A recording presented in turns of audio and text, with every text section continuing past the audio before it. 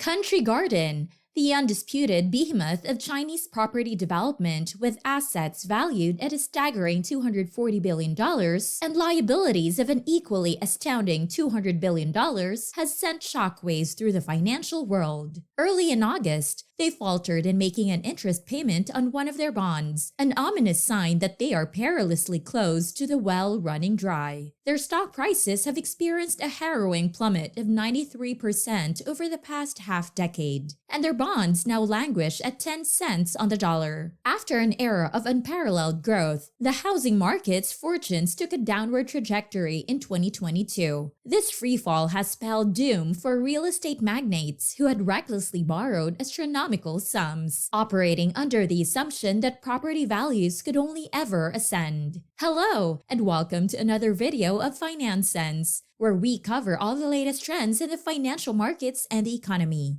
Before we start, make sure to leave a like, subscribe, and comment below if you enjoyed watching this video, and turn on the notification bell to keep posted. And now, without further ado, let's start. In a dramatic turn of events on August 18, 2023, the mighty Chinese real estate titan Evergrande found itself seeking refuge under the shelter of Chapter 15 bankruptcy protection. This unraveling hardly qualifies as a shocker, as the world had been well acquainted with their financial tribulations, thanks to the media circus of the past year. Evergrande's insurmountable debt had cornered them so much that they could no longer finish their ongoing projects. A bankruptcy filing became inevitably an inescapable destiny. However, the real cause of apprehension now lies in the recent financial turbulence of another player in the Chinese real estate arena, Country Garden. Back in 1992, Country Garden started its journey. They specialized in constructing tall apartment buildings, where each individual unit was up for sale. In contrast to many prominent property architects who mainly targeted affluent cities like Beijing and Shanghai, where land prices were steep and profits slimmed down, Country Garden adopted a unique approach. Their focus was on smaller towns and less prosperous regions within China. They would acquire economic land and then proceed to construct extensive apartment complexes. Over the past 3 decades, this strategy proved to be incredibly astute. With China's economy on a meteoric rise, even the inhabitants of these smaller areas found themselves financially empowered enough to invest in these apartments. Notably, investors from distant locations also saw these acquisitions as enticing opportunities. To illustrate, let's take an example. While a downtown Beijing apartment could set you back a hefty $1 million,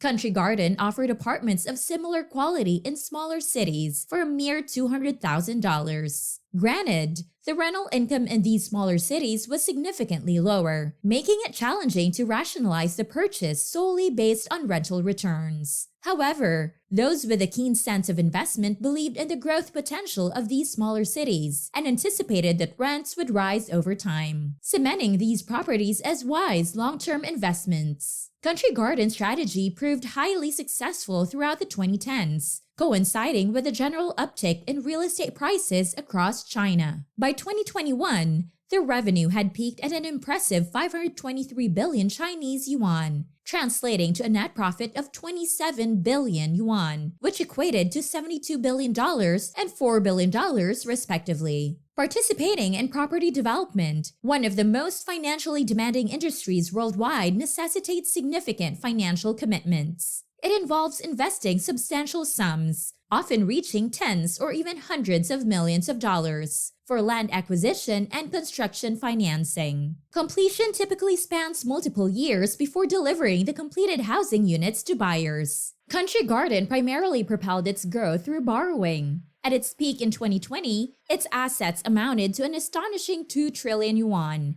mainly composed of properties designated for sale and those in various stages of construction. Simultaneously, they carried obligations totaling 1.75 trillion yuan, resulting in a liability-to-asset ratio exceeding 85%. It's worth mentioning that Country Garden wasn't an exception. Nearly all Chinese property developers operated with comparable degrees of financial leverage. As long as real estate prices were upward, the completed high-rises would appreciate value when they were ready for sale. The proceeds from these sales would comfortably outweigh the debt incurred during the construction phase. Therefore, the more substantial the borrowing and the faster the expansion, the more significant the profits. Consequently, developers like Country Garden and Evergrande reaped the rewards of robust share price gains in the late 2010s, pleasing their investors. Country Garden employed various avenues to secure funding for their new ventures. Prospective buyers often committed to pre-purchasing apartments even before construction commenced, often making substantial down payments of up to 30%. The bulk of their funding was sourced from the issuance of corporate bonds and loans procured from banks. For instance, since 2014,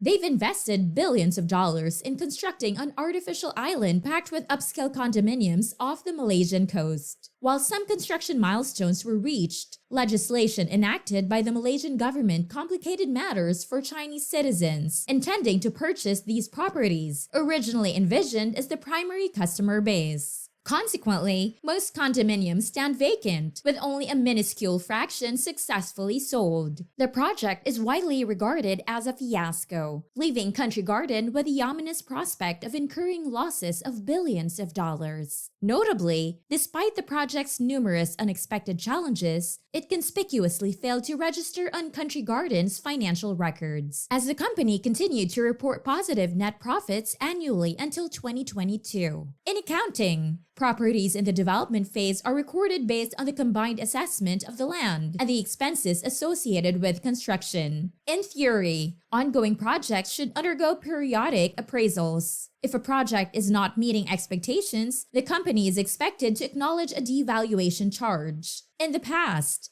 Chinese property developers have tended to postpone the recognition of devaluation charges, making it challenging to ascertain the actual value of their real estate assets. As of 2022, Country Garden had amassed assets totaling 1.74 trillion yuan and carried liabilities of 1.43 trillion yuan. This ostensibly resulted in shareholders holding a net worth of 310 billion on paper. However, if their properties were worth even 20% less than their stated values, it could potentially push the company into financial instability. Throughout the better part of the past decade, this predicament remained relatively unnoticed. Even when a few of their endeavors ended up as unprofitable undertakings, the bulk of them prospered in the sizzling Chinese property market. Completed housing units were rapidly acquired by buyers, and the resulting revenue comfortably met their financial commitments. However, the landscape underwent a seismic shift in 2021 with the introduction of the Chinese government's 3 red lines policy. This policy imposed strict limits on allowable leverage ratios for property developers. Those exceeding these thresholds were mandated to gradually reduce their indebtedness over time. While the 3 red lines policy itself didn't trigger the real estate downturn, it did prompt investors to scrutinize many developers' already precarious financial positions.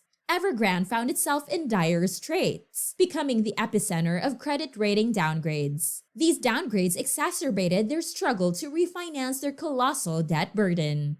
Simultaneously, potential homebuyers grew wary of committing down payments for new Evergrande projects, apprehensive that the company might falter before completing construction. Consequently, tens of thousands of homebuyers were left grappling with partially constructed properties, as Evergrande lacked the necessary funds to bring them to completion. The Evergrande collapse set off a ripple effect, casting a pall of uncertainty over the industry. In 2022, the entire real estate industry experienced a dramatic 40% decline in new home sales, and Country Garden was no exception. During the first 7 months of 2021, they successfully sold apartments valued at 357 billion yuan. However, during the corresponding period in 2022, this figure plummeted by 40% to 215 billion yuan. The downward trajectory continued in the first 7 months of 2023, witnessing a further 35% drop to 141 billion yuan. Country Garden bore a particularly heavy brunt of this downturn due to their substantial presence in what are referred to as Tier 3 and Tier 4 cities. These Tier 3 and Tier 4 cities are relatively smaller and considered emerging urban centers, making them subjects of greater speculation among real estate investors. With sentiment shifting rapidly, investors became hesitant to invest in apartments within these regions. To some extent, it appears that Country Garden has been forced to resort to substantial price reductions, effectively selling these properties at clearance sale rates. On August 10, 2023, Country Garden issued a profit warning, revealing an expected loss of 50 billion yuan for the first half of 2023. This loss is attributed to diminished profit margins on property sales and impairment charges related to specific development projects. Despite implementing substantial cost-cutting measures at the corporate level, they cited an extremely distressed financing environment, hindering their ability to refinance their bonds and a considerable cash burn. They've openly acknowledged their overzealous investments in third and fourth-tier cities, unwittingly contributing to an oversupply issue. Despite their efforts to offload properties rapidly, the market's precipitous decline threatens to render the profits insufficient for debt coverage. Essentially, the predicament that befell Evergrande is now unfolding for Country Garden. While they haven't officially declared bankruptcy yet, it appears almost inevitable. Presently, Country Garden has a staggering portfolio of over 3,000 ongoing development projects,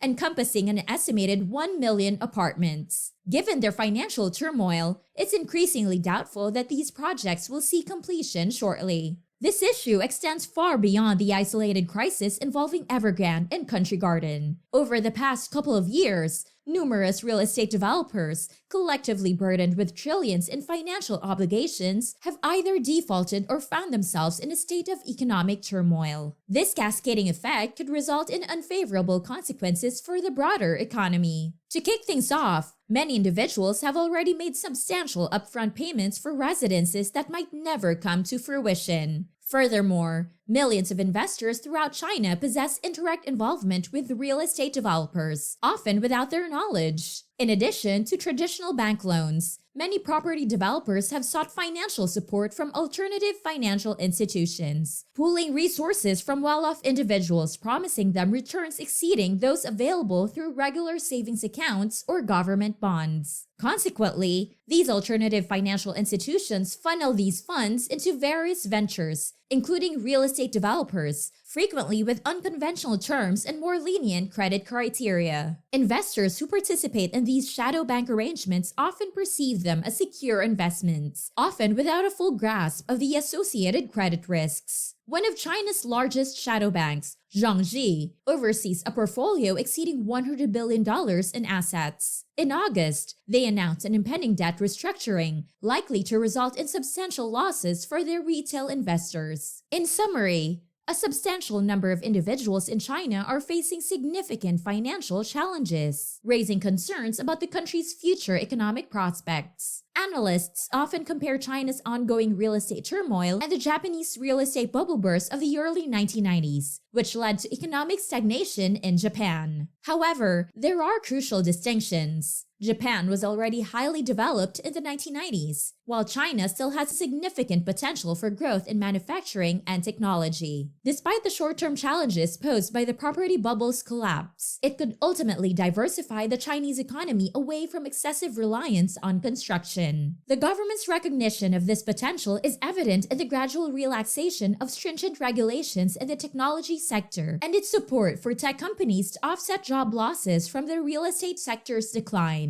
Therefore, it's premature to underestimate China's significance as a long-term economic powerhouse. We hope that watching this video was interesting and that you learned something valuable. If you enjoyed it, please hit the notification button, like, subscribe, and watch more of our videos. Also, don't forget to share your comments in the comment section below. This is Finance Sense, helping you stay current on all the most recent changes in the financial markets and economy. Stay safe and look out for the next video.